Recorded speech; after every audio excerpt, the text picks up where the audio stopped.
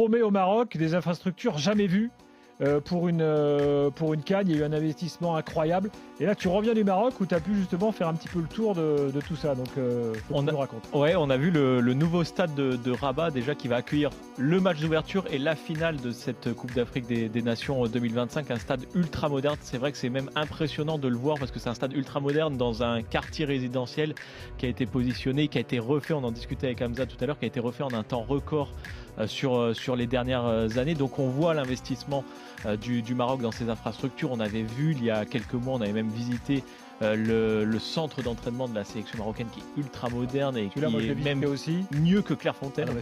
Clairefontaine à côté, c'est un terrain vague.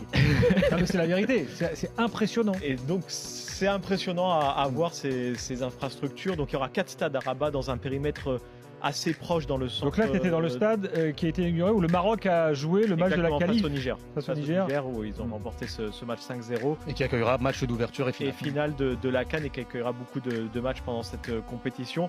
Mais c'est l'un des stades mis en avant par le Maroc parce que c'est l'un des plus beaux stades. Il ressemble très fortement de l'extérieur au stade de Lusail au Qatar qui avait accueilli la finale de la Coupe du Monde en 2022.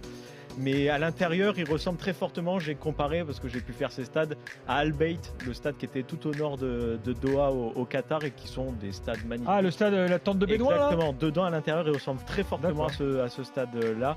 Et donc on a pu visiter ce stade en dehors du match avec, on a pu voir, il y a 4 vestiaires par exemple dans ce stade pour accueillir l'ensemble des joueurs dans ça sert à quoi 4 vestiaires? Ça permet d'avoir des espaces plus grands, Gilbert, de bien se préparer, d'avoir des terrains intérieurs aussi pour bien se préparer. T'as l'impression que les Marocains ils veulent tout faire plus grand que les autres en fait là. Oui, mais c'est un peu. Le Qatar, c'est déjà un peu le même délire. Oui, sauf qu'il n'y a pas de climatisation dans ces stades. Il y a des ventilateurs pour la CAN en fin d'année. Et donc voilà, un stade ultra moderne.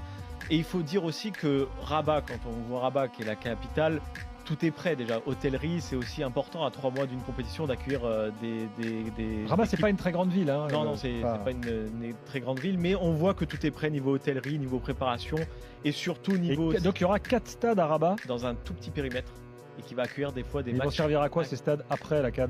À la Coupe du Monde. Certains vont servir à la Coupe du Monde. Et puis aux clubs locaux. Et aux clubs locaux, c'est intéressant. Il y a 2 clubs à Rabat. Ce qui est intéressant, c'est qu'en fait, on a le grand stade qui fait quasiment 70. Alors juste à côté, tu as le stade olympique qui aussi accueillera des matchs de la CAN et qui a accueilli la Coupe du Monde féminine il y a quelques semaines.